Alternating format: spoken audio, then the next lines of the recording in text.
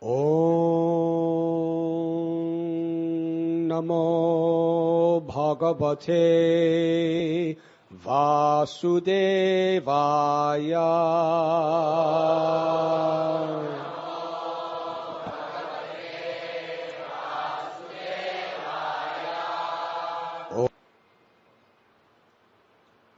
Yasmin Mahad Gunarajan Griyante Kavibhir Muhu Nate Duna Pradiyante Yatha Bhagavadishvare Yasmin Mahad Gunarajan Griyante Kavibhir Muhu Nate Duna Padiyante Yatha Bhagavadishvare. O King, Prahlad Maharaj's good qualities are still glorified by learned saints and Vaishnavas. As all good qualities are always found existing in the Supreme Personality of Godhead, they also exist forever in his devotee Prahlad Maharaj. Purport by His Divine Grace, A.C. Bhaktivedanta Swami Prabhupada. From authoritative scripture, it is learned that Prahlad Maharaj still lives in Vaikuntha Loka, as well as within this material world on the planet Sutala. This transcendental quality of existing simultaneously in different places is another qualification of the Supreme Personality of Godhead. Goloka eva nivasya kilatma bhuta. The Lord appears in the core of everyone's heart, yet he exists in his own planet, Goloka Vrindavan. The devotee acquires qualities almost the same as those of the Lord because of unalloyed devotional service. Ordinary living beings cannot be so qualified, but a devotee can be qualified like the Supreme Personality of Godhead, not in full, but partially.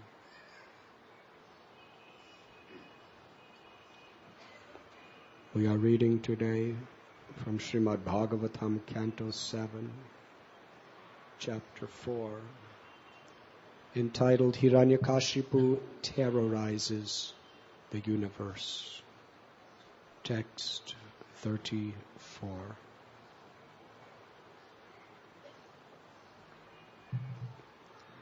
Narada Muni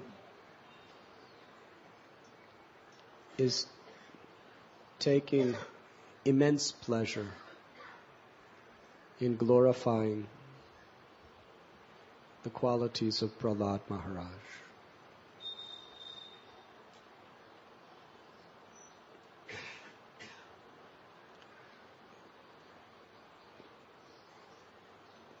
In our translation, it is interesting to see how, speaking to Maharaj Yudhishthira, Narada Muni says, Prahlad Maharaj's good qualities are still glorified by learned saints and Vaishnavas. He's speaking very much in the present tense. Although Prahlad Maharaj performed this Leela in the Satya Yuga, Narada Muni is speaking to Yudhishthira Maharaj at the very end of Dwapar Yuga. That means this pastime, historically within this particular planet, took place long before. What does our modern history calculate by?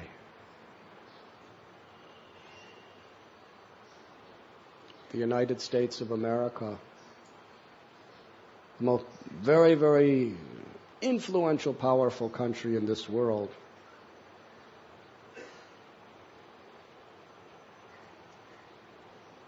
but the European people who actually made it such a world power, they didn't even arrive there until about 500 years ago. It wasn't even a country until a little over 200 years ago.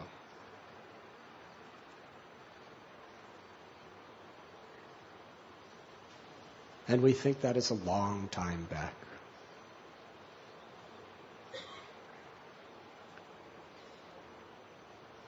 Jesus Christ, 2,000 years ago. Buddha, 2,500 years ago. Krishna appeared about 5,000 years ago. And yet historians find it very hard to believe that something could have been recorded so long ago, 5,000 years ago. Narada Muni, he's speaking of Prahlad, who appeared almost millions of years before, as if it's happening today. Because on the transcendental platform, time is very relative. If you're trying to see things in terms of reality, or if you see things in terms of reality, then you see the eternal existence underlying everything. The soul is eternal. The Supreme Soul, Krishna, is eternal. The spiritual world is eternal. Material nature is eternal. Time is eternal. Material nature, its manifestations are all temporary. But nature itself is God's nature. Mayadhyakshena prakriti. It is eternal. In material existence, nothing really is born or dies. Matter is simply transformed. But the energy that is sustaining it and that is transforming it is Krishna's nature. Srila Prabhupada, when he would talk about Lord Chaitanya, he would say, sometimes just recently, when Lord Chaitanya appeared. Now, for most of us, 500 years is a long time. But for Prabhupada, just recently. He doesn't talk about Lord Chaitanya or Krishna simply as a historical figure. He's talking about these great personalities in the present moment. Krishna is ever existing.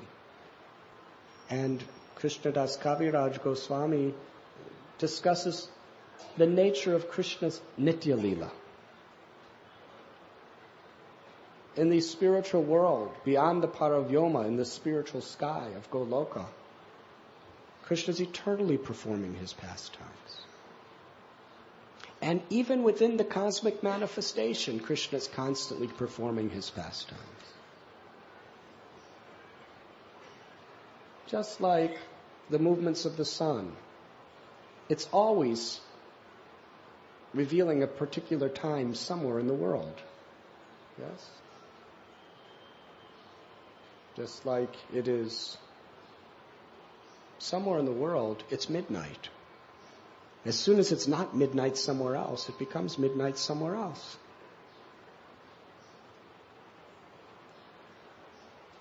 Similarly, as soon as Krishna performs a Leela in one universe, as soon as that is complete, the same Leela is performed somewhere in the cosmic manifestation. Krishna is always killing Putana somewhere in the cosmic manifestation. Krishna is always performing Rasa Leela.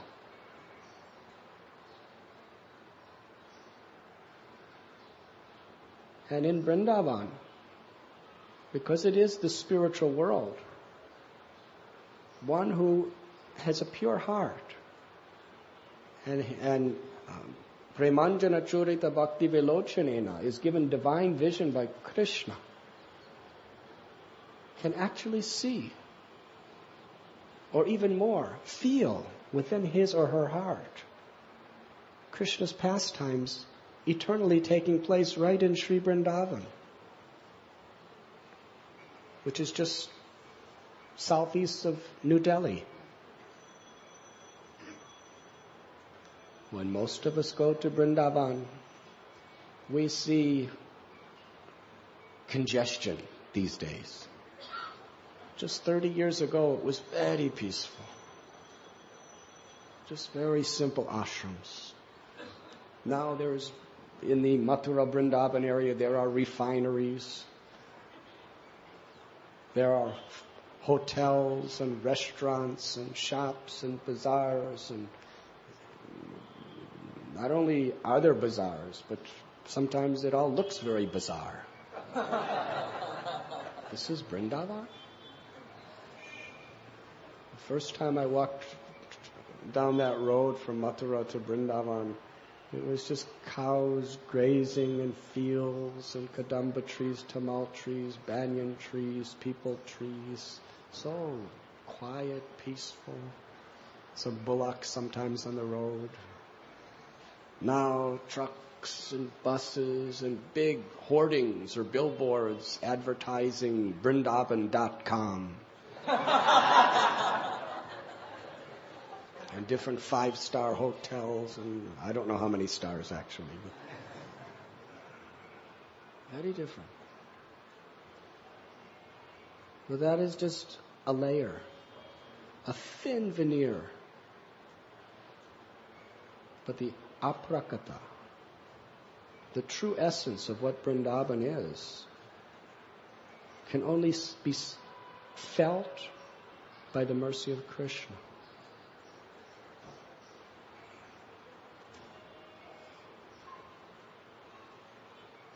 Srila Prabhupada says we should not see through our eyes, we should see through our ears.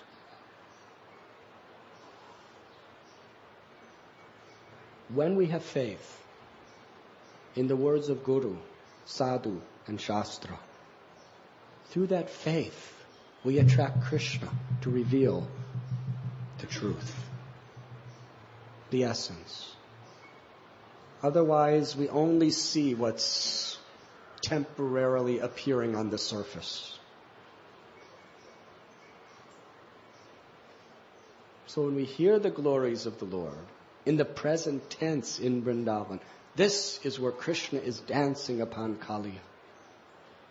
With that faith, we can feel it. And as we become purified, Krishna's mercy, we could experience this as a reality. From an empiric point of view, all of these things are very, very inconceivable. But there is a problem. God can never be understood in truth empirically. Through the elevationist approach to the Lord, of trying to understand by our own intelligence or by the good intelligence of others, we can never go beyond the limitations of the senses and the mind. Never. Because that's the farthest reach that our intelligence can attain, is what is within the boundaries of our mind and senses. But Krishna is transcendental. The soul is transcendental because it's part of Krishna. The truth underlying this entire material existence is transcendental. So how does a conditioned soul limited by the boundaries of the mind and senses, see beyond that to the transcendent. It's not possible simply by our own efforts, because we're conditioned.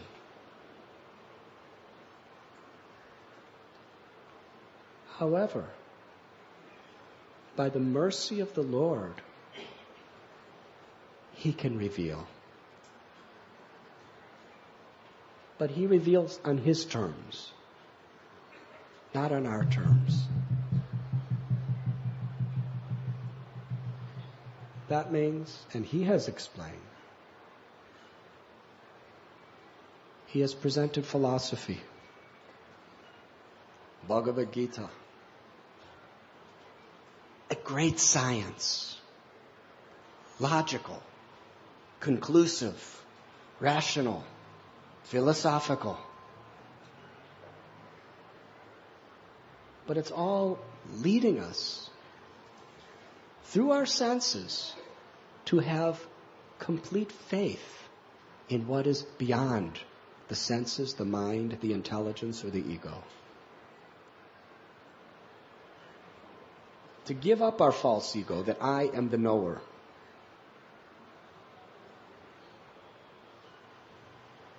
Sarva dharman parityajya mamekam sharanam vraja. Krishna tells, give up all varieties of religion and just surrender to me. It is that sharanagati, it is that surrender which opens our hearts to receive the mercy of Krishna. And that is all in all. The beginning of surrender is to hear with faith.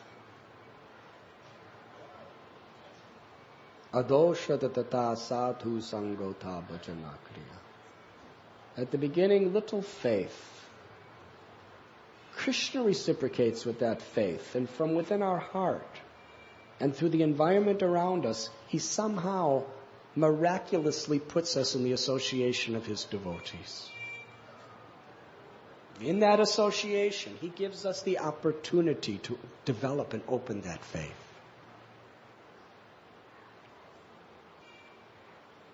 Blind faith is to have faith in a person who is giving knowledge based on his or her own limited sense perception or mental conception.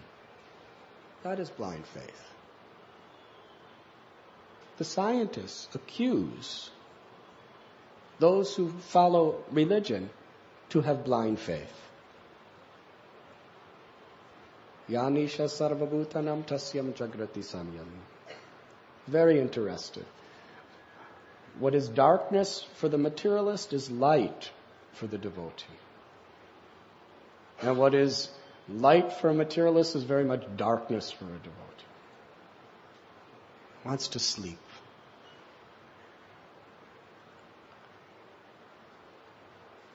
So they are saying blind faith. Blind faith to them means to have faith in something beyond your sense perception. If you cannot show me, why should I believe it? If I cannot see it, if I cannot touch it, if I cannot taste it, if I cannot smell it, how can I believe that it exists? It is all just blind faith.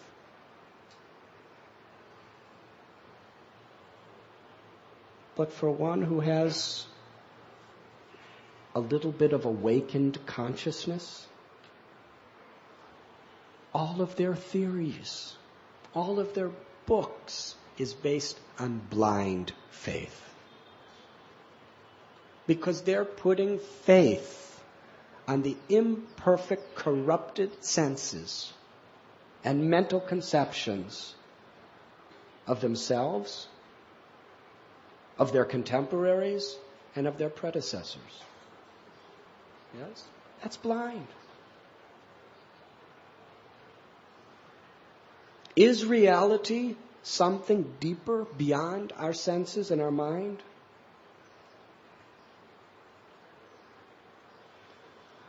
How the electrons and the neutrons are moving around. It's just theory, is it not, Rishabhanu Prabhu? Can they actually really, really pinpoint, see it as it is? It's beyond their sense perception. Some symptoms and apparently they can see things. A thought. Can you see a thought? Can you taste a thought? No, there are those meters where it can show brain waves of, a certain way you may be thinking, but it can't tell you what you're thinking. Can any of those machines point out that this patient is thinking about the doctor's wife?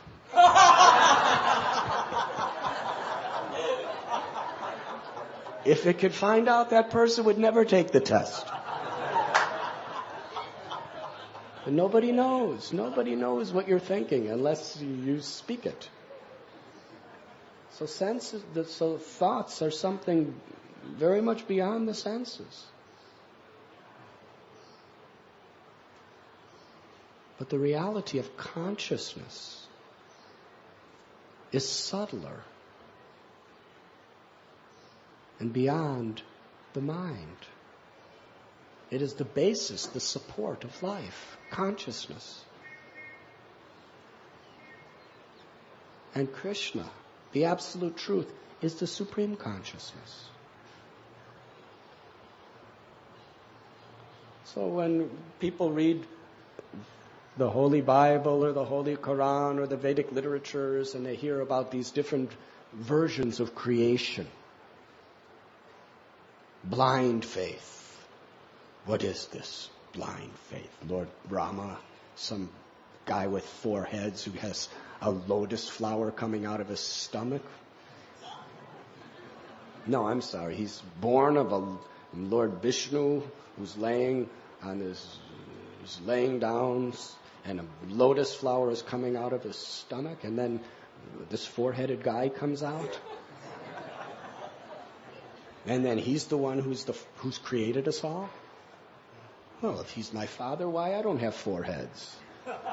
According to DNA and genealogy and all this stuff, if he has 4 heads, I should also have 4 heads. So, blind faith. But all of their theories is blind faith. Nothing is within sense perception. It's all just ideas, conceptions, speculations.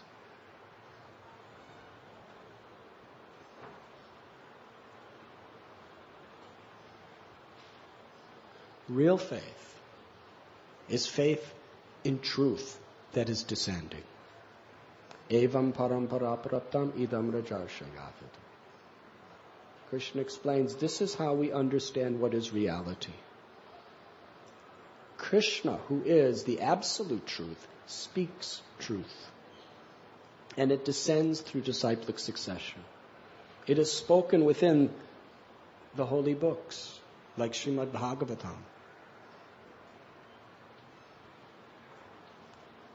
And to open our hearts to accept it with faith. And to live by the principles that are being spoken.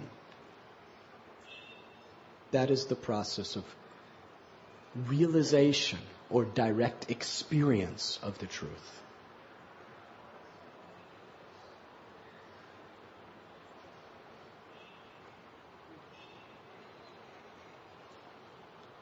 And that truth is beyond time, beyond space.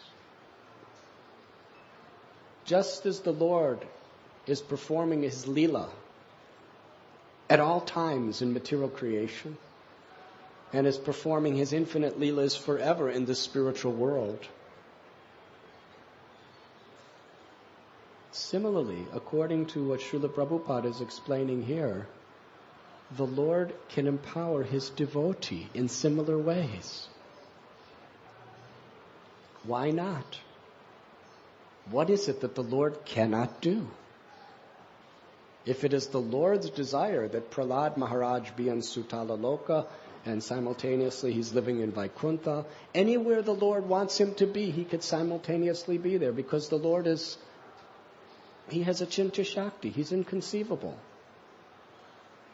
Once we accept the inconceivable potency of the Supreme Lord, then everything is possible for him.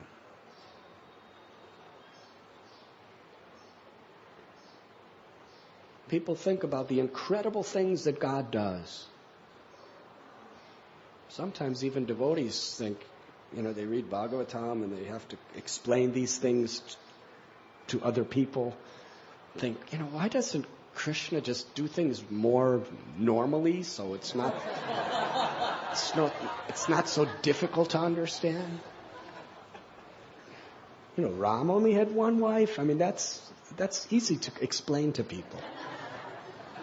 16,108 wives? And we want people to believe in that?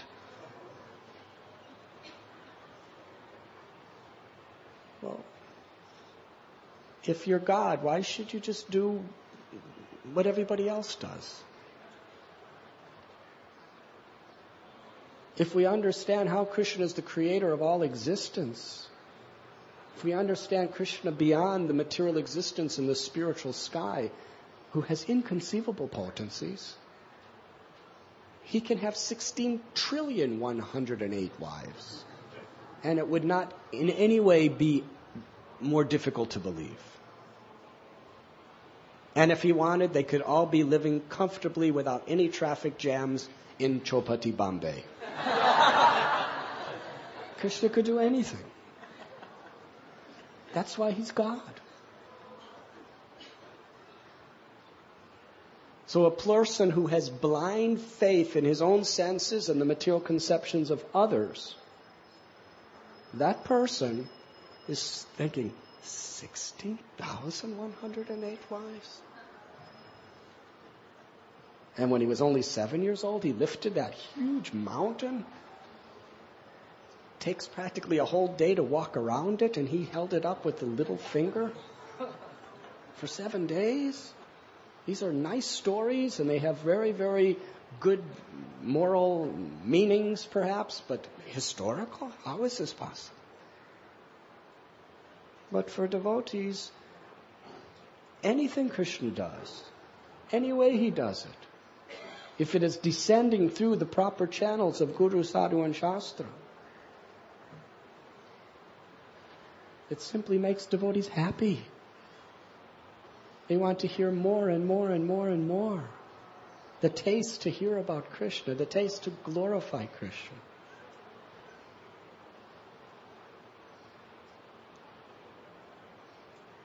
Now the quality that is revealed here, that is so essential to understand Krishna, is to please Krishna. Bhakti in essence is very simple. Samsadir haritoshanam. If Krishna is pleased with us, not only can he reveal the innermost secrets of the soul, but he can also empower his devotee to do amazing things. When Srila Prabhupada was on Jaladuta, he wasn't just making material plans. Well, Prabhupada made a lot of plans. But the basic foundation of his whole mission was revealed in that prayer, wherein Srila Prabhupada is praying to Krishna. I have no qualifications. I do not have the power to speak, to reach these people's hearts. If you give my words your power, then only will they understand it. Just make me your puppet and let me dance as you want me to dance. And he signs, your insignificant beggar, A.C. Bhaktivedanta Swami. Prabhupada is giving his heart to Krishna's inconceivable potency. To be a puppet. That is the eternal truth. Krishna can empower us if we simply have faith in His power and live in such a way that Krishna is pleased by our sincerity.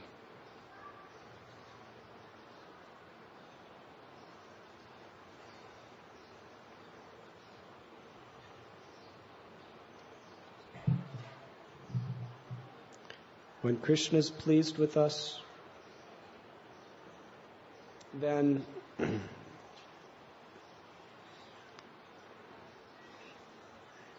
only is our life successful. And how do we please Krishna?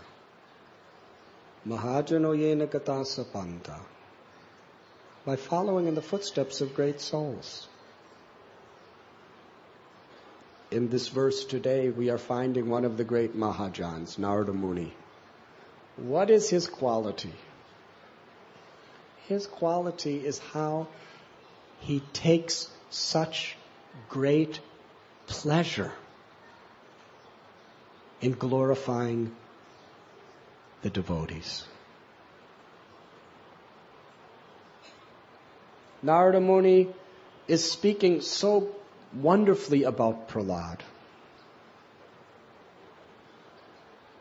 Prahlad happens to be his disciple too, from long ago. But at the present moment as well. Narada Muni is not praising Prahlad just as a guru is praising his disciple. Narada Muni is praising Prahlad as a superior in his own heart. Yes? In Brihad Bhagavatamrita, Narada Muni was going from place to place trying to understand who was the greatest devotee. And he went to Prahlad. Went to Prahlad. Glorified Prahlad. You are the greatest of all the devotees. Prahlad, no, not me. I'm sitting around thinking of Krishna, and Krishna always has to come and save me. But look at Hanuman. Hanuman's out doing service, carrying out the order of the Lord. He is great. He is the best.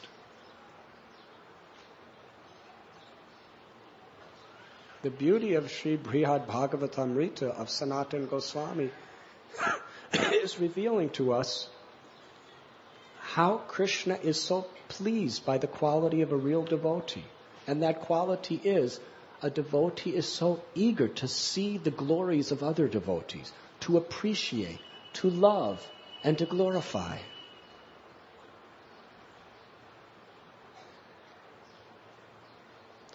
Yesterday's verse, we read how,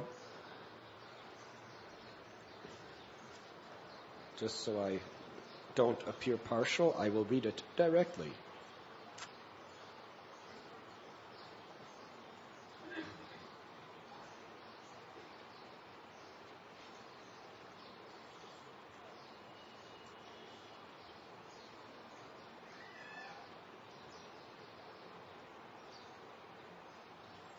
Unlike the other asuras, Prahlad was never envious of Vaishnavas.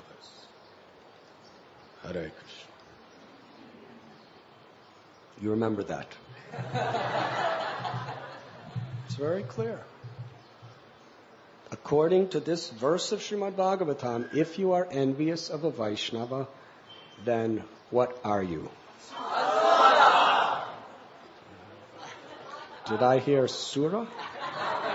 Say it loud. Asura. Envy of a Vaishnava is a demoniac quality.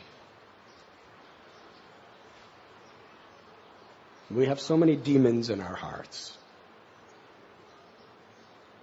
If we succumb to the dictations of these demons, then we become more and more demoniac.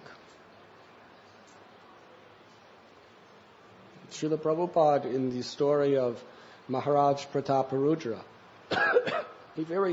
and in many other places, he strongly propounds this essential principle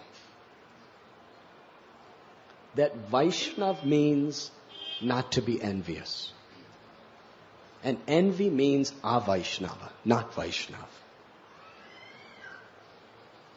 When King Prataparudra received Lord Chaitanya's very, very special mercy, the devotees were in ecstasy.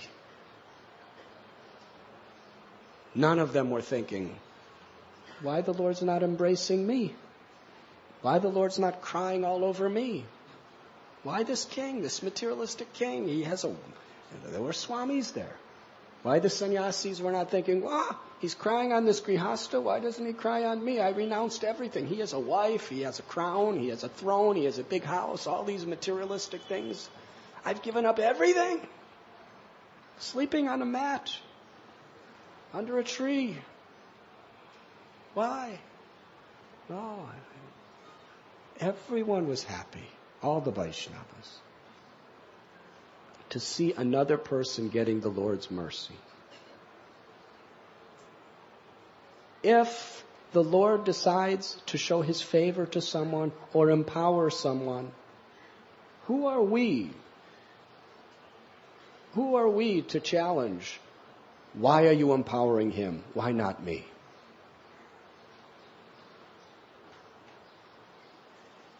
Envy of any living being is a symptom of envy of God. One of the quickest and easiest ways to become a pure devotee and go back to Godhead is just to chant Hare Krishna sincerely and enjoy seeing other people getting mercy. And appreciate the Vaishnavas and what the Vaishnavas can speak and what they can do. That appreciation itself of a Vaishnava is one of the greatest forms of glorification of the Lord. Appreciating a Vaishnava is one of the greatest ways of pleasing the Lord. But envy is one of the most major setbacks in our spiritual life. But what to do if we have envy in our heart? It's due to so much past conditioning. We're practically habituated to react with envy. We should see it as a disease for what it is, and not blame the person we're envious of, but see the problems in me. And we should diligently try to overcome that envy. Number one, by not acting according to its dictations through our words or our actions. By not intentionally dwelling on that envy, but trying to overcome it. When that one Brahmin approached Sri Chaitanya Mahaprabhu in Kuliagram, he fell at his lotus feet and begged forgiveness for all the Vaishnavas he blasphemed. He said, now I understand who you are, but previously I was constantly blaspheming your devotees. Lord Chaitanya Mahaprabhu, he didn't say, oh, then you will go to hell. He said, blaspheming, speaking ill of a Vaishnava is like drinking poison with your mouth. Yes, you speak with your mouth. That criticism is poison that you're drinking that will kill your propensity to serve Krishna. It will kill your good qualities. But praising the Vaishnavas and chanting the holy names is like drinking nectar. And that nectar will counteract all the poison that you have drunk in the past. Tapodivyam putraka yena sattvam. Human life is meant for tapasya. This is tapasya. There may be envy in my heart. I may want to speak like this. But on the basis of the intelligence I have received from Guru, Sadhu, and Shastra, I understand how I must counteract this anartha. By speaking in a way of appreciation.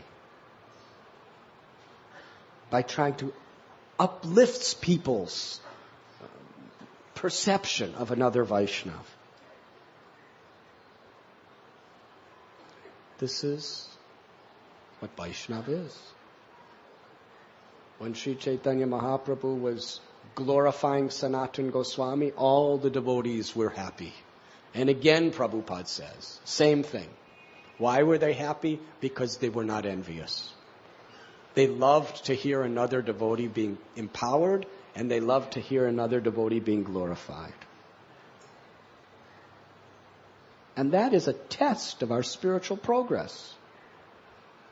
When we see another devotee doing something wonderful, or hear another devotee's good qualities, if you feel happiness by hearing that, that means you're really making good advancement. But if you feel envy, that means there's something seriously wrong with you.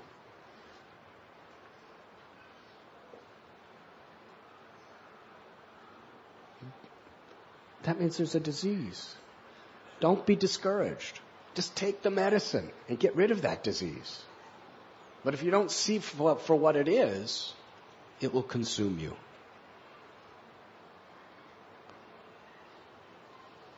Prajalpa. Gossip. Srila Prabhupada explains in one lecture that when you speak prajalpa, your good devotional qualities that you have cultivated and developed over years and years of devotional service, they all just, you lose them all through your mouth as you're speaking prajalpa. Now, Krishna tells in Gita, Neha bhakramanasosti pratyavayo nividyate, that any endeavor you make on the spiritual path can never be lost. So how, when we speak prajalpa, do we lose our spiritual credits? Do we lose our good devotional qualities? Or how is it when we blaspheme someone, we lose our Krishna consciousness? We lose it. Doesn't mean it's gone. It means we lose it. Just like, for example, you have something very dear to you. Let us say someone has given you Srila Prabhupada's kartals. Yes? How many of you would like to have a set of Prabhupada's kartals that he personally played in 26 Second Avenue in New York City in 1966? That he played at Tompkins Square Park and began the movement. That he played in the Bowery even before that. And in San Francisco, in Golden Gate Park, he played these karatals and made all the hippies dance and chant in ecstasy. How many would like karatals like that? Say Haribol. Well, you have them. Her Grace Janaki Devi, she gave as a gift those very kartals. And they're, as soon as the floor is finished, they'll come back. But they will be sitting right on Srila Prabhupada's Vyasasana, on display. Now, this is Radha Gopinath's house. You are all Radha Gopinath's children. That means this is your house. This is more your house than your house.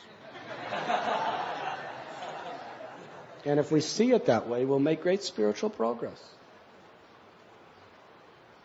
This is the house that Prabhupada has provided for us, where we could live in the association of devotees under the lotus feet of Sri Sri Radha Gopinath. Now, no doubt you're putting Krishna in your house at home also.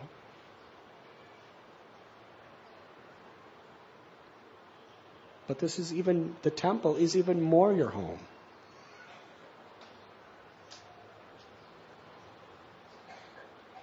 Because it's the home that the Guru Parampara is giving you for spiritual shelter. So yes, Prabhupada's kartals are there in your house. And Krishna's a person. Devotees should feel very personally that this temple is mine. It's yours, it's ours. Ours means very personally mine also. If you like the beauty of the temple, you should feel it's Krishna's temple, and being part of parcel of Krishna, it's my temple too. It's everyone's temple.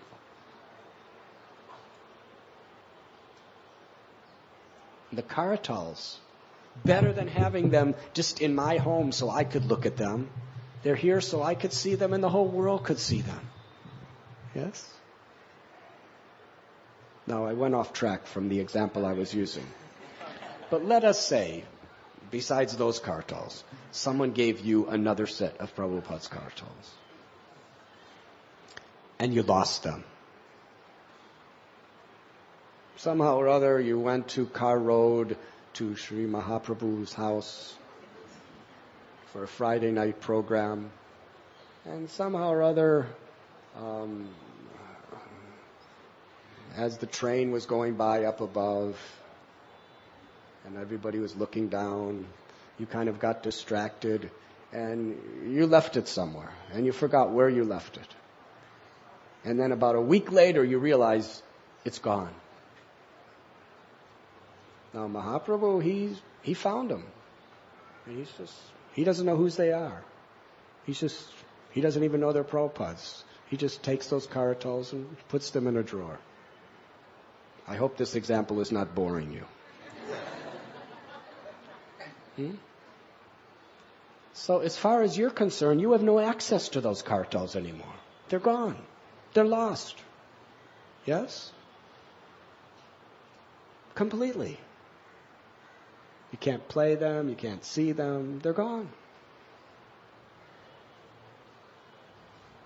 But as soon as somebody tells you, actually Prabhu has them in his drawer, then they're found. So they're not actually gone, they're just lost to your vision, so you have no access to them.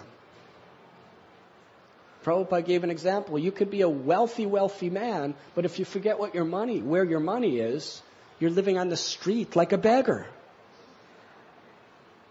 But actually, the money's still yours. You just have no access to it. So whatever spiritual progress we make is eternal. But when we make offense to a Vaishnav, or when we speak prajalpa, we lose the credits. We lose our connection to that. And that's how we see sometimes great devotees act like sinful, immoral materialists. They don't even have faith anymore. Everything's there, but due to offenses or due to inattentiveness, they've just lost their connection. So they're just like any other gross materialist, sometimes even worse.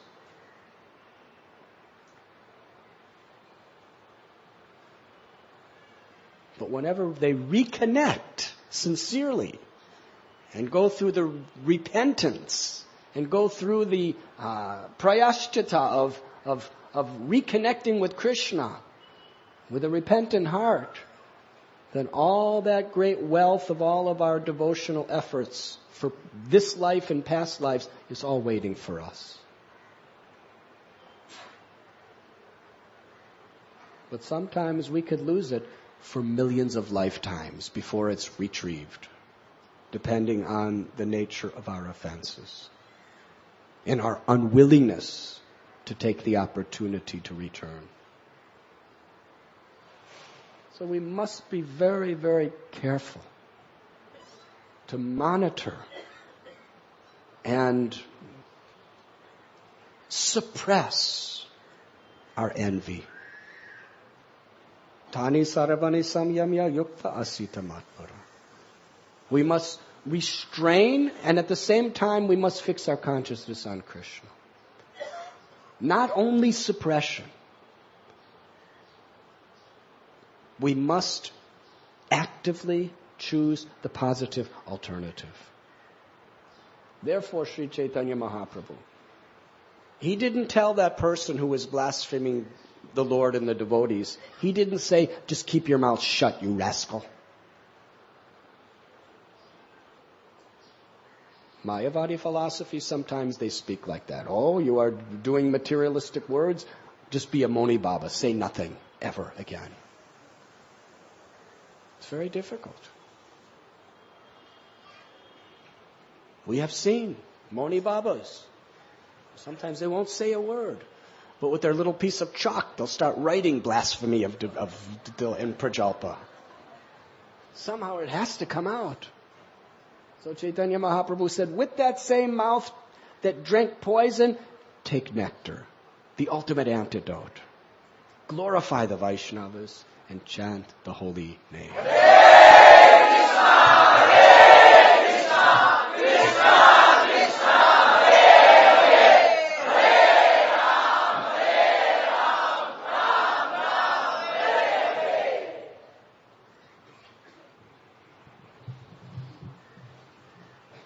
Why is Narada Muni so great?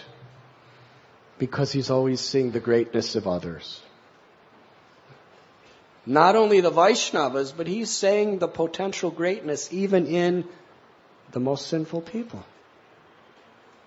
Sri Chaitanya Mahaprabhu glorifies Narada Muni with the story of Magrari.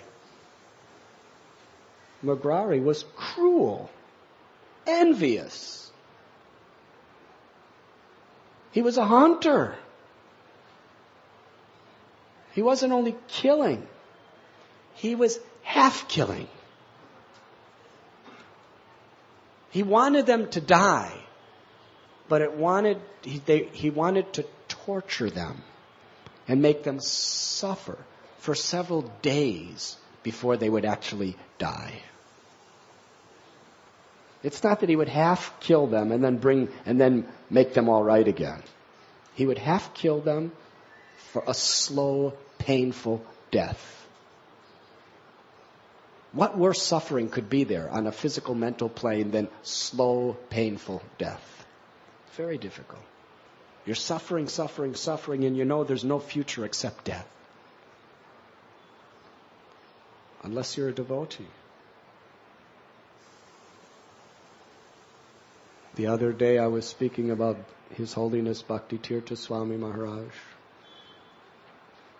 When there was nothing except the departure of his soul from his body. There was no other future physically for him. He knew it would come very soon. But even when he was trembling, every cell of his body was just racked with pain. Didn't cry. Just bore it.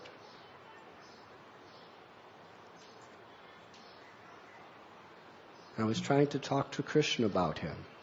We would speak about Krishna for hours every day. Just sharing Krishna Katha. Gave us such joy. Such intimate relationship between us, just sharing Krishna with each other. One day he said, Maharaj, we made it. We made it. We're there. I said, where? He said, we made it. We're there. So where are we? We're in the spiritual world. We're in Goloka Vrindavan. Can't you feel it? I said, no. Explain. He said, what is the spiritual world? It's where devotees have intimate relationships just sharing Krishna with each other. That's the spiritual world. By Srila Prabhupada's mercy, we've made it. What is our relationship? Just sharing Krishna together. We're there. That was his realization. And that day when he was really, really suffering and physically, just so much pain, I saw he couldn't concentrate on hearing about the narration of Lord Krishna. So I just started to chant. And he chanted. Tears poured from his eyes. And this smile that was so effulgent, it just illuminated the world, this smile. And his eyes were sparkling. Meanwhile, his whole body was trembling in pain. And he just said, amazing, amazing. Tasting Krishna's holy name. I would not trade my position for anything else or anyone else in the entire world. Because in this position, I'm in the association of devotees tasting the nectar of the holy name. That is a Vaishnava. Now Mugrari, he was just shooting these little animals. They were not taking shelter of the holy name. They were just suffering. Narada Muni sees them. And he actually relieves them of their suffering. And Mugrari, the hunter, is very angry. What are you doing? You're spoiling all these good times. Now Narada Muni, he saw good in Mugrari, the hunter. This cruel demon, he's seeing good in him. Hate the sin, but love the sinner. That is a Vaishnava. And because he saw the good in him, that little spark buried behind just volumes and volumes of smoke and debris and dirt and everything else, he saw it there. And he encouraged him to become perfect. Srila Prabhupada, he saw the good where there was no good practically. Nobody else, no other Vaishnava hardly could see that good. That was his unique position. He could see good, and he had faith in the good in even the most fallen souls, if they just connected to Krishna and the holy name.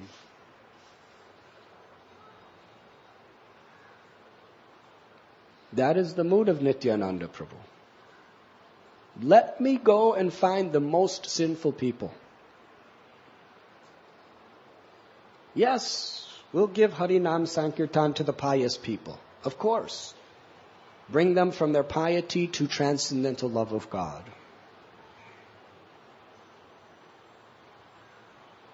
But his greatest focus was finding the most degraded, the most sinful.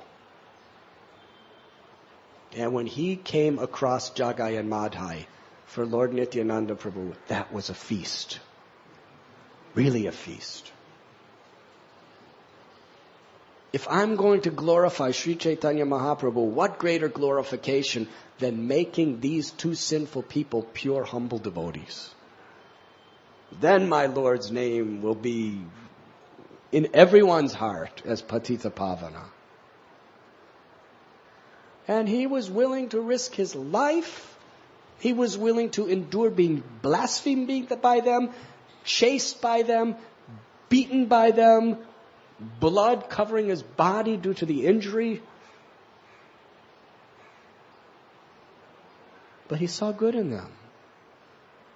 He saw that inherently everyone is Krishna's loving devotee.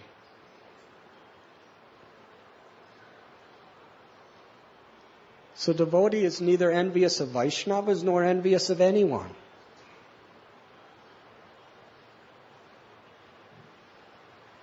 A devotee wants to appreciate the glories of the Vaishnavas, and a devotee even wants to appreciate. A devotee must point out the disease in someone.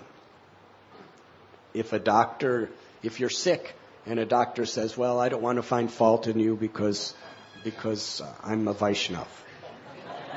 Bhaktivedanta Hospital, they're Vaishnavas. Madhavananda Prabhu is here, I see.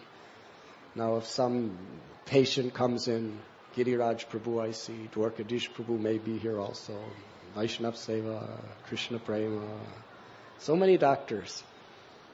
Patient comes in, really suffering. Says, actually, you're very nice. Yes.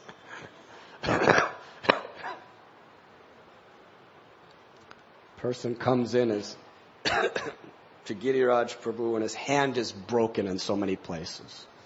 And Giriraj says, oh, your legs are very nice. And very nice, healthy shoulder. Well, what about my hand? Well, I'm a Vaishnava. I'm not supposed to see the faults in others.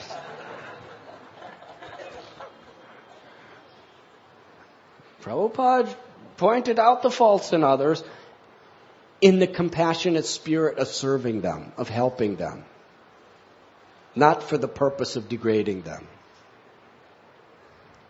If a devotee is critical about another person's bad habits, whether they're a Vaishnava or whether they're a conditioned soul, it must be for the purpose of bringing them up, not pushing them down. As a service. The Paramhamsa sees everyone as Prabhu. We're reading about Prahlad Maharaj. In Sri Chaitanya Mahaprabhu's Leela, there was Vasudev Datta. He was such a humble servant of every living being. He didn't care who did what. Let them all go back to Godhead, and I'll take the summation of all their sins on my head and suffer hellish conditions perpetually. It breaks my heart to see people suffering in forgetfulness of you.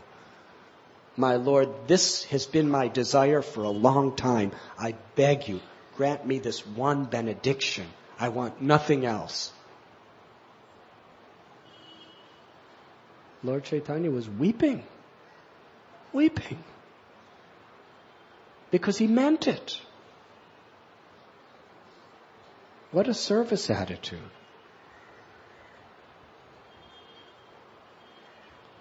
Sri Chaitanya Mahaprabhu said, it is not a surprise that you are speaking like this, because you are Prahlad Maharaj.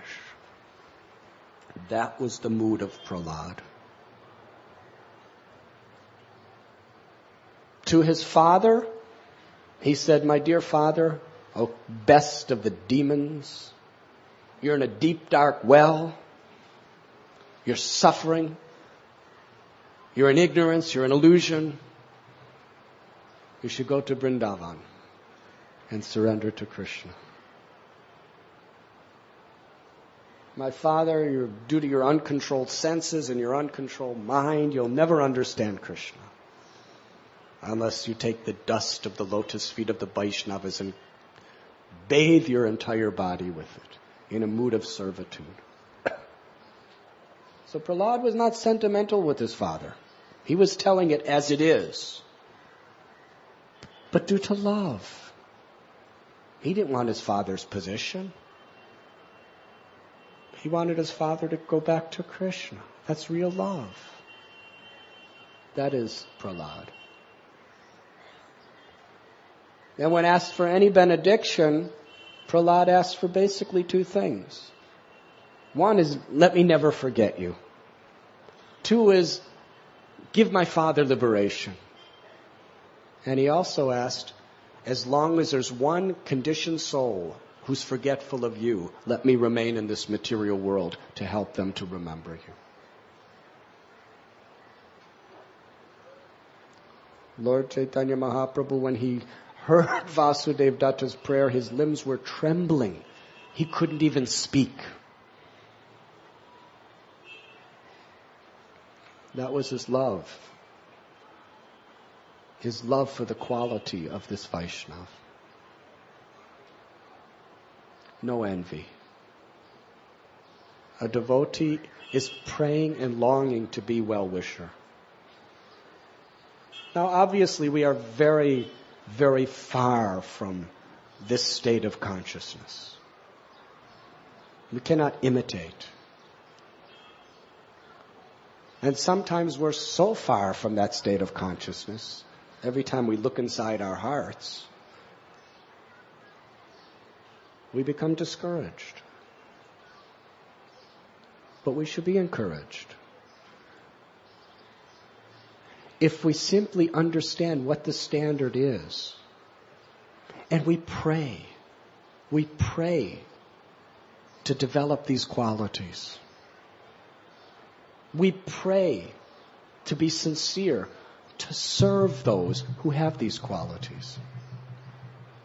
We pray for the strength to follow in the footsteps of those who have these qualities. And we really sincerely, understanding our diseased condition, we dive deeply into hearing Srimad Bhagavatam.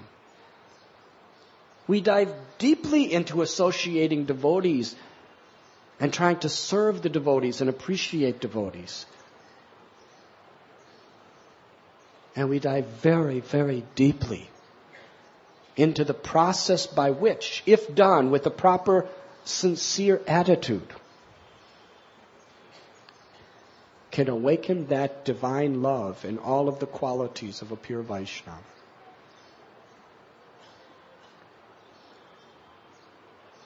The chanting of the holy names.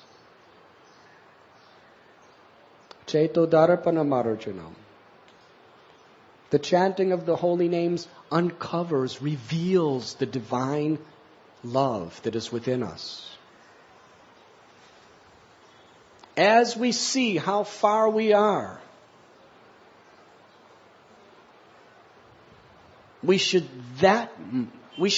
very, very sincerely, earnestly take shelter of attentively chanting the holy names. We need it. It's the only means. When that envy, when that lust, when that arrogance comes from our heart, anger, greed, God, I'm so far. But I have the means. How do we respond? By checking those propensities, by living with a proper service attitude, but most of all, by curing the disease at its very root, by taking shelter of the chanting of the holy name.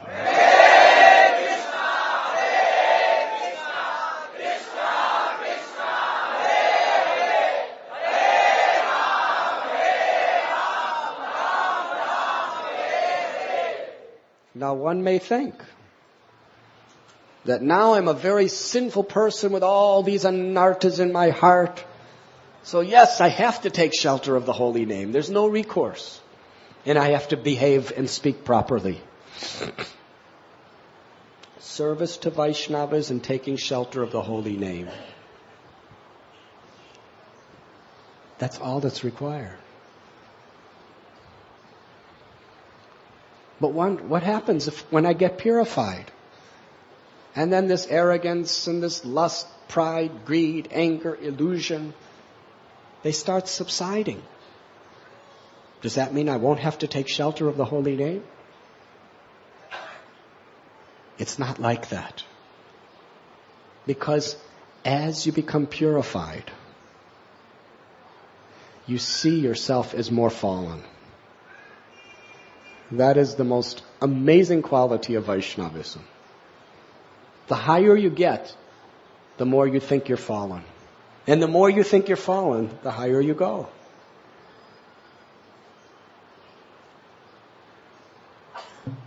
Prahlad Maharaj, in this narration of Srimad Bhagavatam, he's not talking about how he's a great pure devotee. He's telling Lord Narasimhadev in his prayers, I'm just addicted to materialistic activities. I'm I'm born in a family of demons. I'm a demon. That's how he's praying. Kaviraj Goswami, I'm more sinful than Jagai and Madhai. I'm lower than a worm and stool. One who hears my name loses their piety. One who speaks my name becomes sinful. How many of you can honestly say you believe that?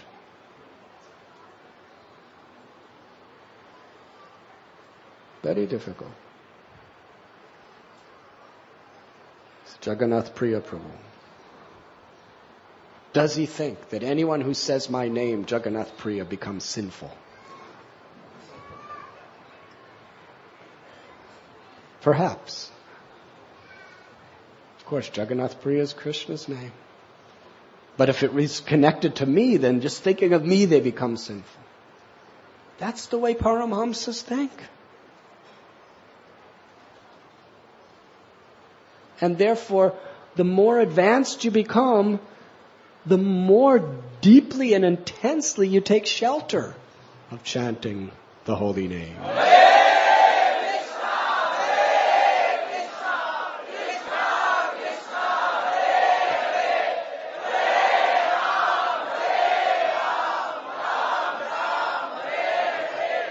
Now, from an empiric perspective, if you think yourself fallen, will you be depressed? Yes. So why these greatest personalities who think themselves the most fallen are the most in ecstasy?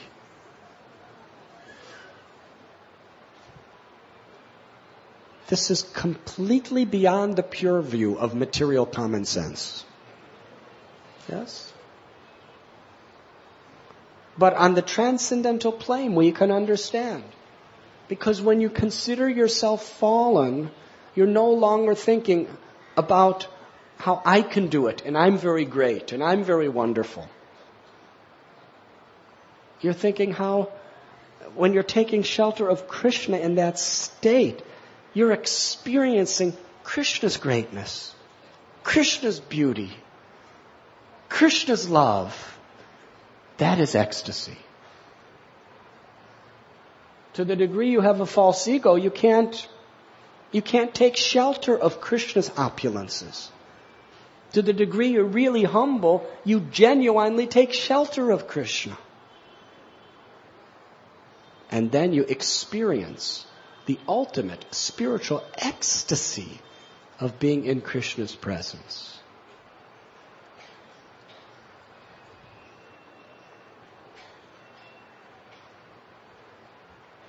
And that is how we cultivate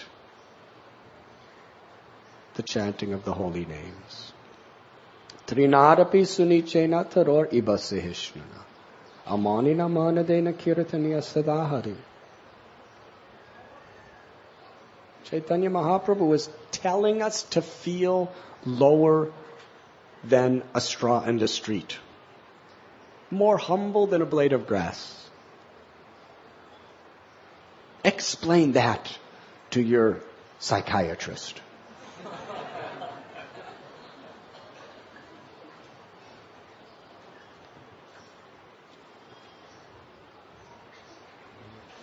Please tell me, son, what do you really feel about yourself? Doctor, I'm lower than a straw in the street.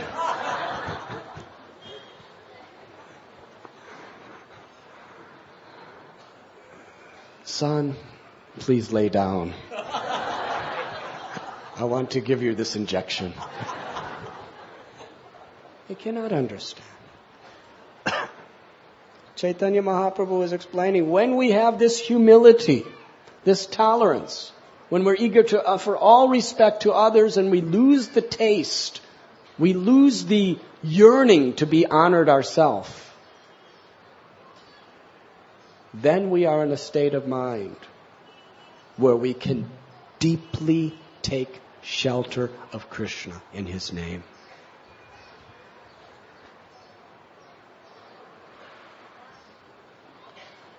We may be very far from this state of consciousness. But we should orchestrate our life in such a way that that is our goal. And step by step by step, however far we may appear to be, we're going step by step in pursuance of that goal. And actually that goal is so close. Because it's the natural quality of our own soul. These qualities we're talking about are not something very far away. It's who we are. It's what we are. It's where we are. It's the closest thing because it's me. It's you. It's the soul. Just happens to be covered. And for Krishna to remove that covering is no problem at all. A plenary portion of Krishna, Mahavishnu, he can destroy the entire cosmic manifestation just by one inhalation. That's all. What can you do with one inhalation? You think you're God. You think you're great. Go ahead, inhale, see what happens.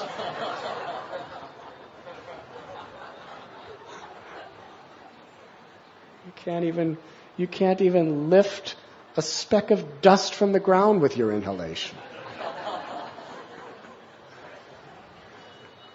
Krishna, one inhalation, and annihilates the entire cosmic manifestation. And all the potencies of Krishna are in his name. Because he is his name. What difficulty is there for Krishna to annihilate our anartas that are covering these divine qualities within our heart? It may be impossible for us. In fact, it is impossible for us. Because we're Jivatma, Vibhinamsha, and Maya is very powerful.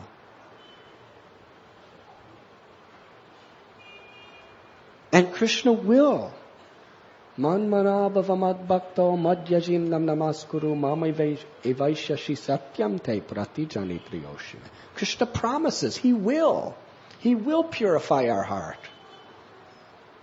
If we just really if we're sincere and honest to always remember Him, to become His devotee.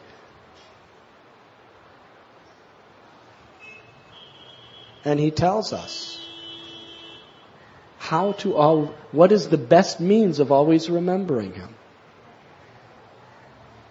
By chanting His holy names. The prime benediction for humanity, the chanting of the holy names.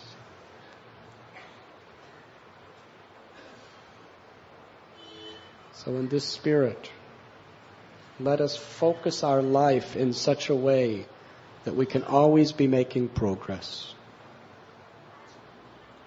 And like Narada Muni, appreciate the glories of others. Serve with sincere attention. Servant of the servant of the servant. Strive for this consciousness always. And chanting Krishna's name should not just be done in a ritualistic way. It should be the prime priority of our life. We have our jobs, we have our businesses, we have our families, we have so many obligations.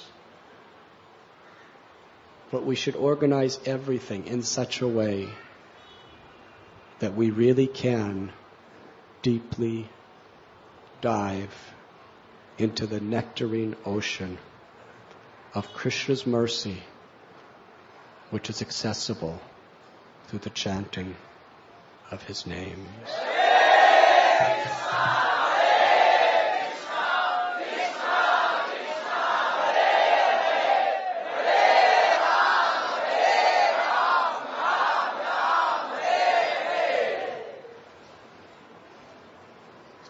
I'm sorry I spoke so long. Sometimes I do that. Please forgive me. Should we end here or should we have a few questions? Govinda Prabhu is giving the order. Is there any questions?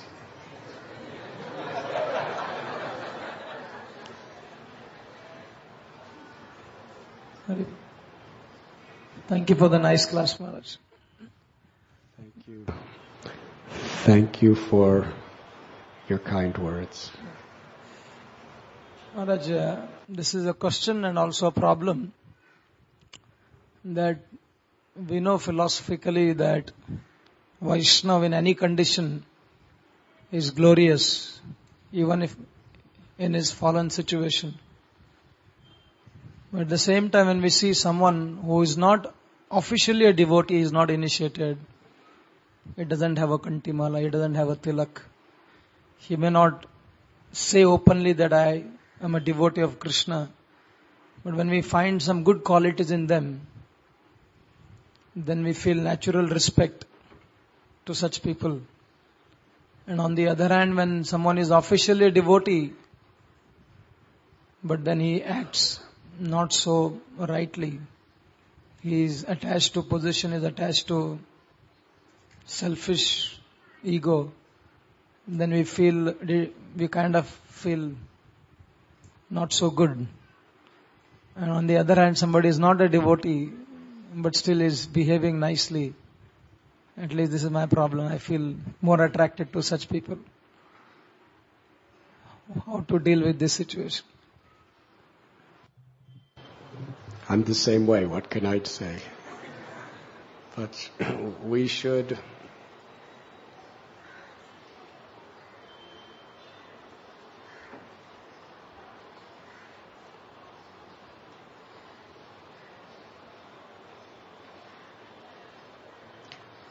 see beneath the surface. We may have to deal with the surface, but we should try to see beneath it. A devotee may have done wonderful services,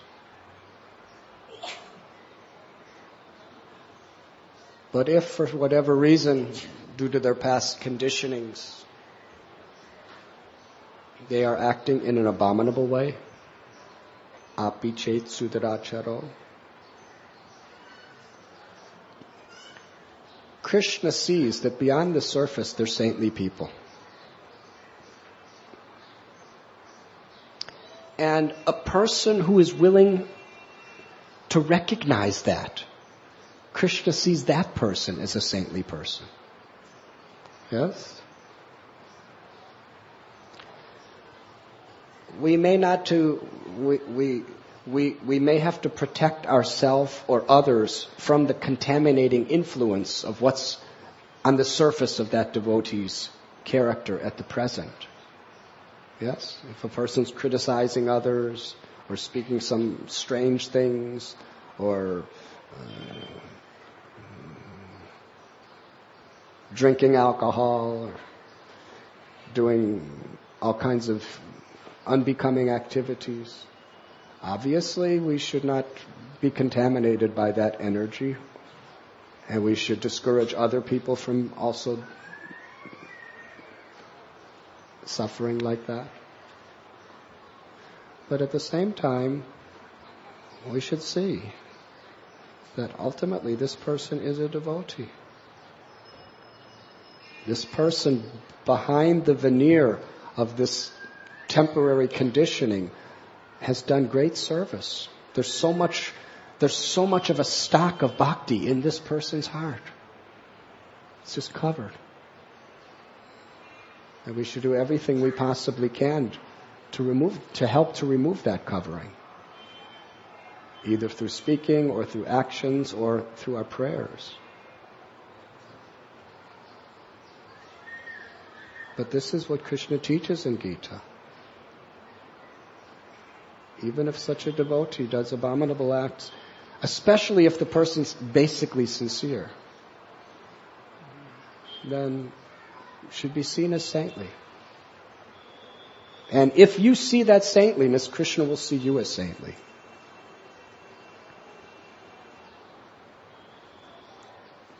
Now, for a person who is not necessarily a devotee, but who has good qualities, we should also understand that whatever good qualities anybody has, it's by the grace of Krishna. Yes?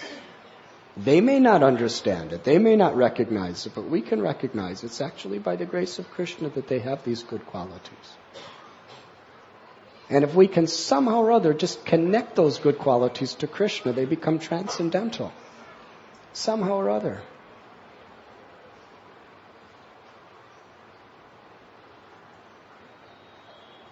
What we feel is what we feel. That's just the reality of the situation.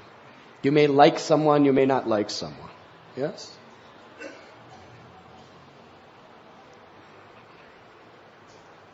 But beyond just our feelings, if we're actually in a mood of service, we're going to want to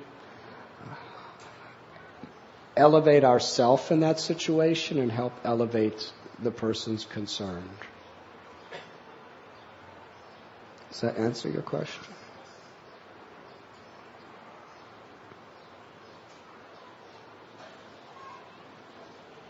Yes.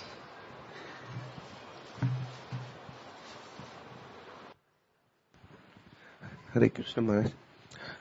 You gave a very simple and very nice example of Giriraj Prabhu curing a patient.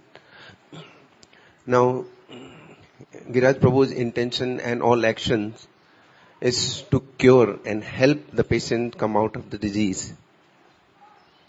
The choice is with the patient now. He or she follows the instruction and the medicine and diet. If he or she follows, then he's benefited, otherwise not. Now when a patient doesn't follow what is prescribed and his or her life may disturb because of contagious or infectious disease, then what else the doctor can do?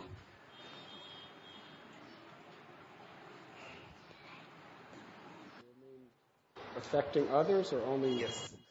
Now, in case of devotee, if someone is trying to help with all sincerity and the person has a choice to follow what has been suggested and the person doesn't follow, may not be benefited by that, but if he doesn't follow, then it may disturb the lives of others.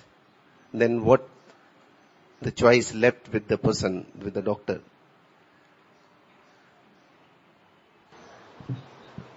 Would one of our doctors like to answer that question?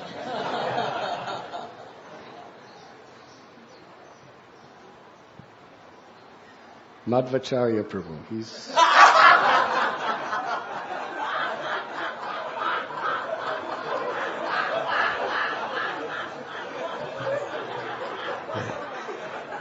Yes. He was a very sincere student at Sion Medical College. Would you like to answer this question?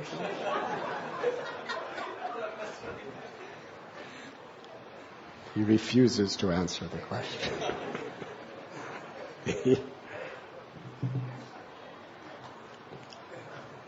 Srila Prabhupada told us to do the needful.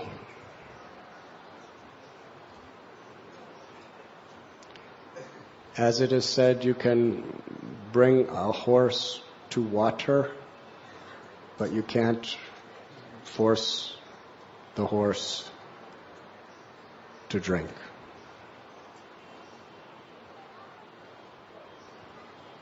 You could bring a hog to stool.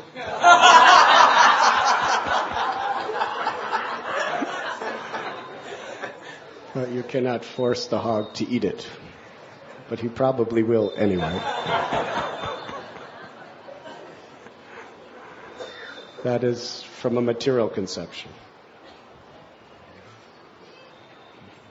Prabhupada saw that in a newspaper, one little cartoon where the lady, it's usually the lady, is speaking to her husband. Chant, chant, chant. And the husband is saying, can't, can't, can't. I do not have time.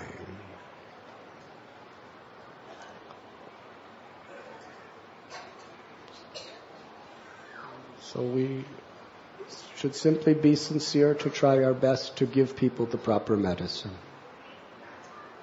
If they are simply not willing to take the medicine,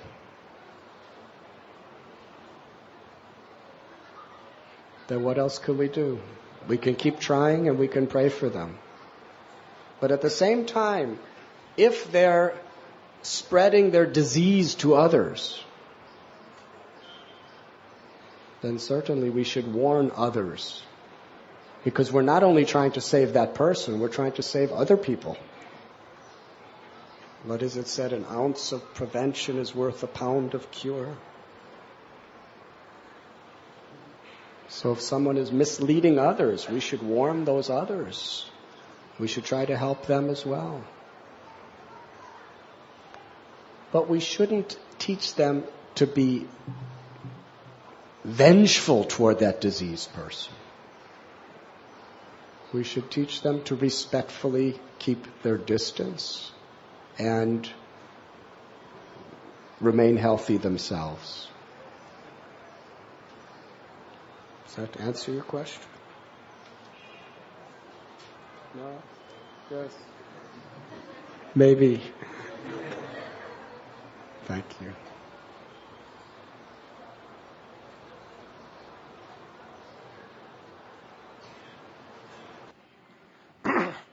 Maharaj,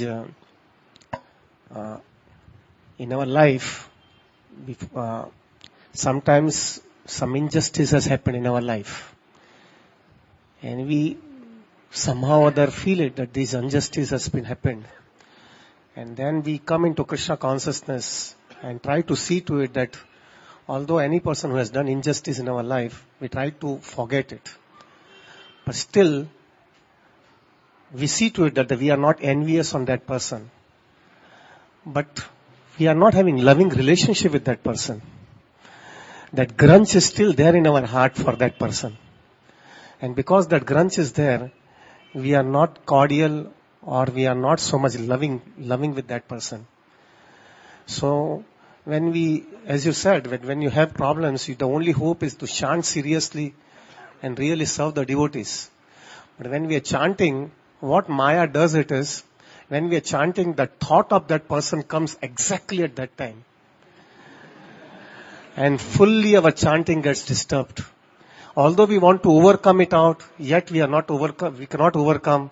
Full chanting is disturbed. Naturally for whole day is disturbed because our chanting is bad. Now we are struggling, but nothing works out. And this sometimes goes day after day after day. And sometimes we are going away from spiritual life very, very far away. We know that chanting is the only solution, but then there's nothing working out. And we are not able to take out that person from our heart because that grudge is there. We don't have envy, but that grudge is there. How to overcome this problem in our heart? Because that is making our spiritual life more disturbing.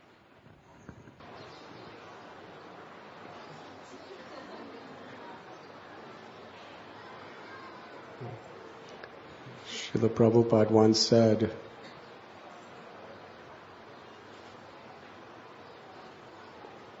you should not blame someone for being the instrument of your own karma.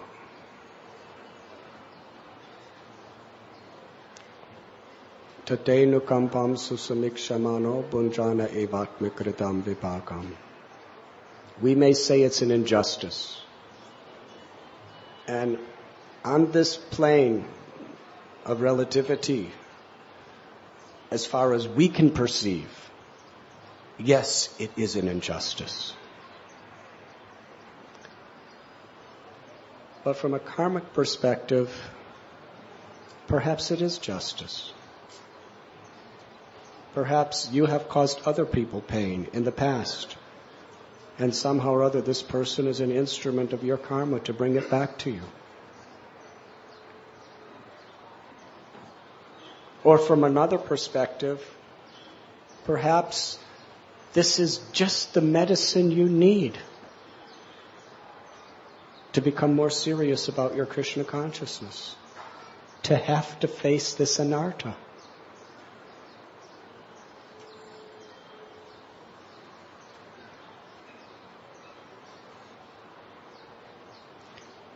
Krishna forgives us when we can forgive others.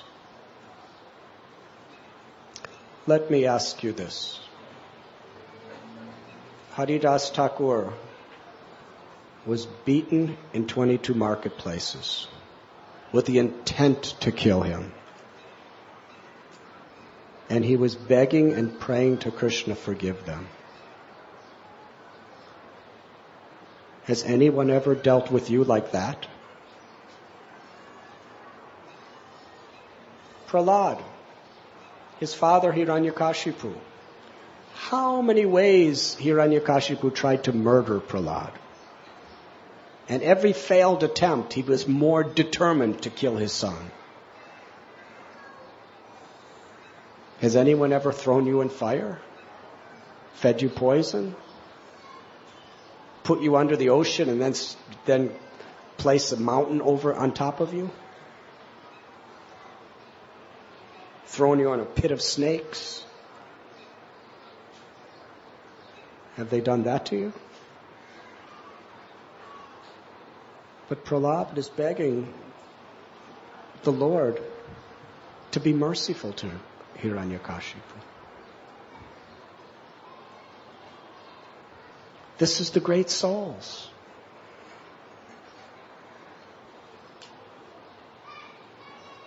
Narottam Das Thakur. There were people who were trying to kill him, who were undermining every possible way of undermining him, blaspheming him, ruining his mission. And he made them devotees.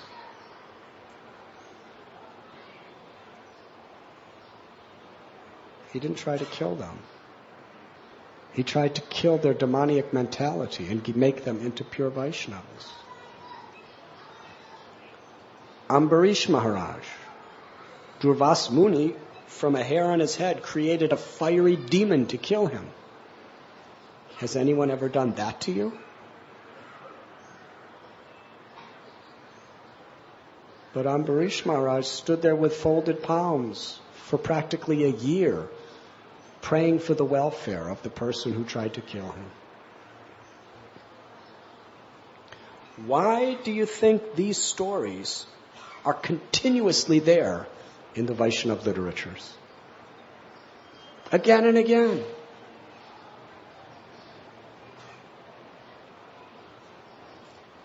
Practically every story is like that. Dhruva Maharaj,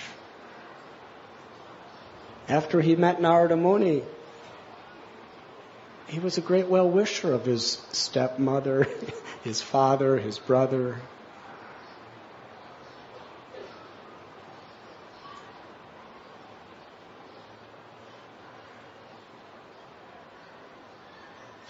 It is because we're living in a world where people will inevitably mistreat us.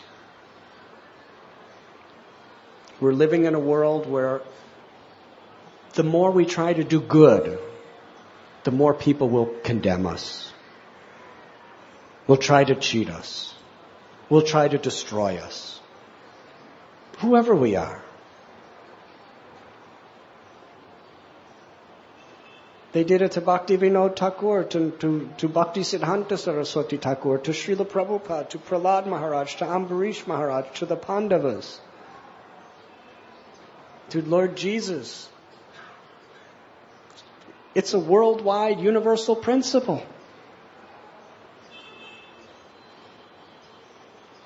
A devotee has no enemies, Bhagavad Gita said.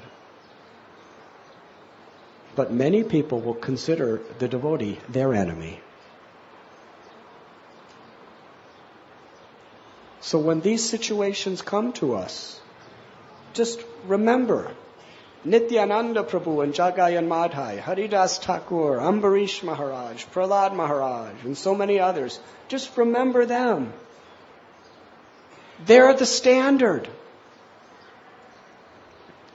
Srila Prabhupada writes that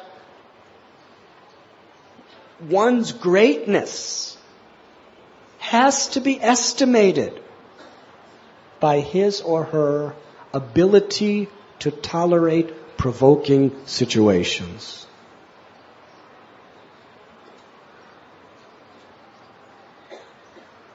These are provoking situations that actually are facilitating me becoming great. If we just follow in the footsteps of the great souls. Mahajan, the great souls.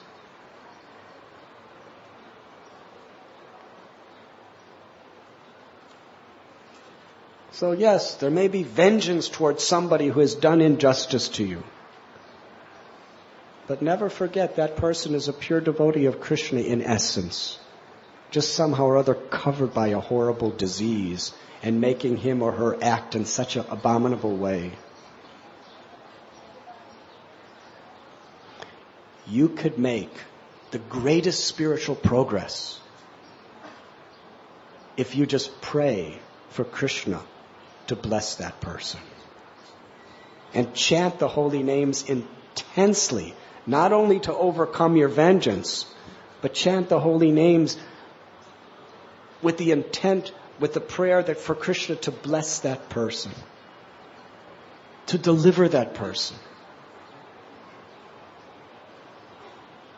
You'll go back to Godhead very quickly if you just do that. Much quicker than if you didn't have someone to forgive like that. You didn't have someone to pray for like that.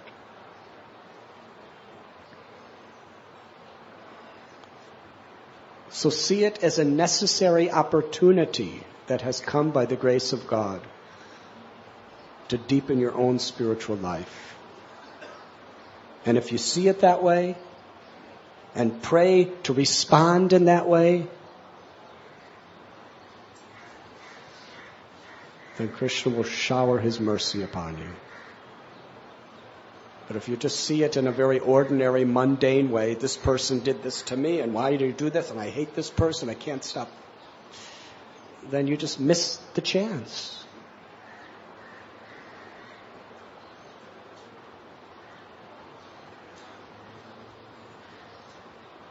It's happened to every great soul. Why? To teach us how we should respond. It is a blessing.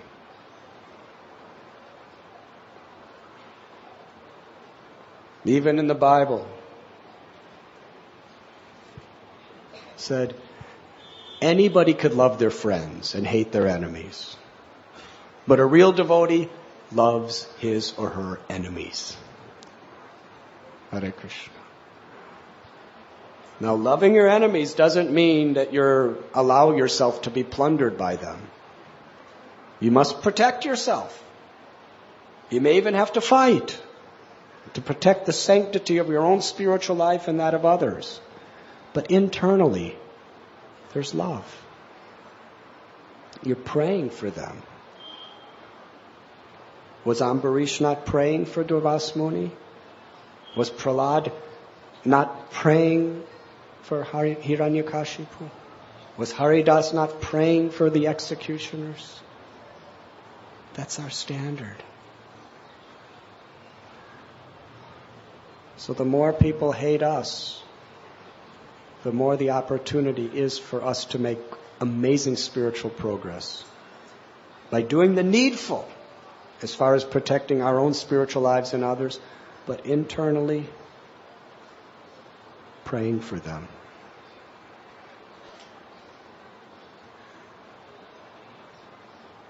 And loving the essence within them. And seeing the opportunity that has come in our lives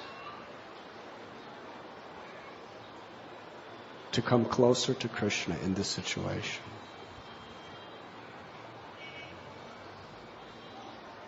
So if the scenario you're talking about is for real, you are very blessed.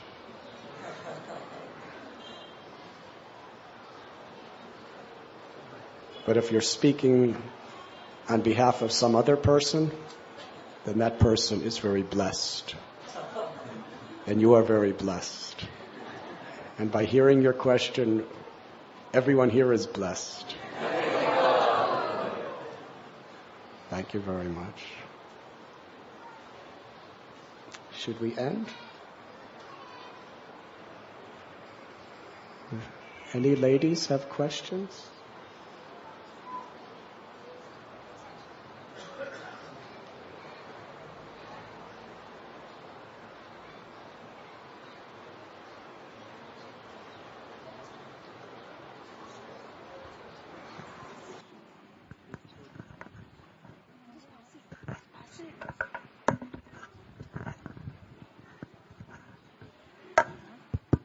Hare Krishna Maharaji. Maharaji, why is there no Brahmacharini ashram here for us? We have it in the Western countries. Why is it not here for us? You should ask His Holiness Jayadvaita Swami.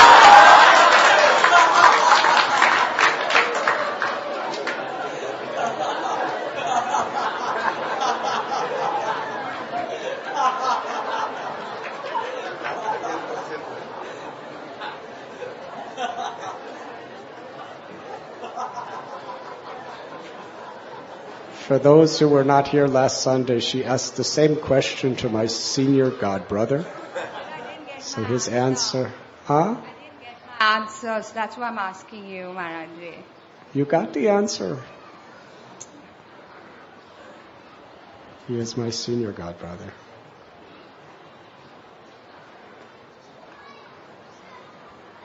Is there any other questions?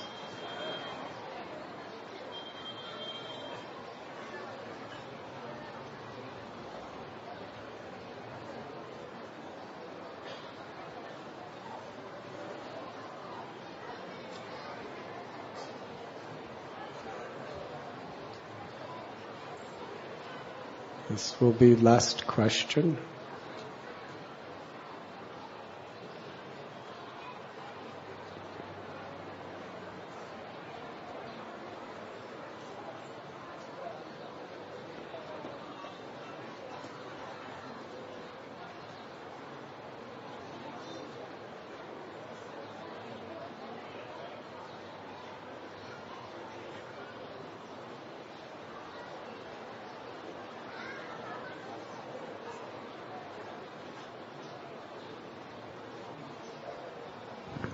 Haribol Maharaj.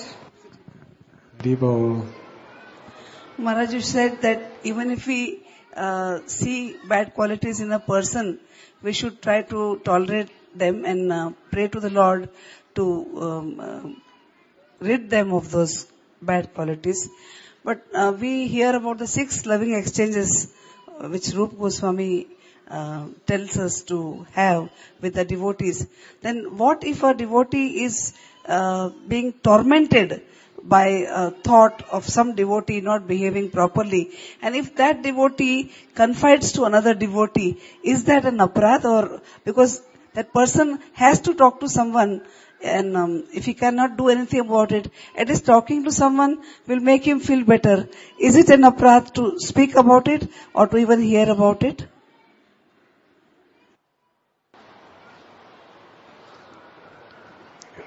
If you're speaking to reveal your mind for the purpose of getting help yourself, then that is not an aparadh. That is a necessary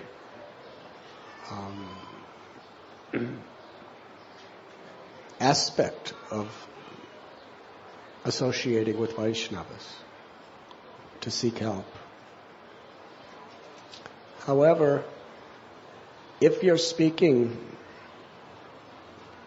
to criticize the person, to get somebody to lose their respect for the person, then that could be Vaishnava aparadh. But if you're speaking from your perspective,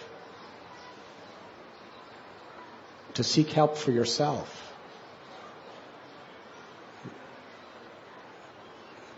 That is within the category of revealing your mind. Aparad is really based on our motivation. When we're motivated by vengeance, by envy, and we're really trying to push someone else down, that is serious aparad.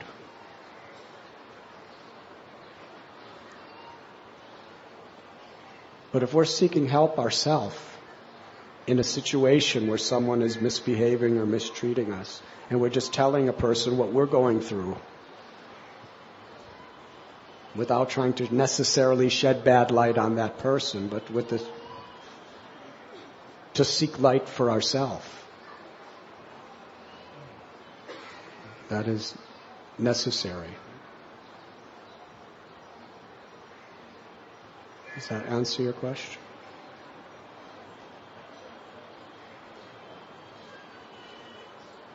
Thank you very much. Srila Prabhupada ki jai. Go Premanandi.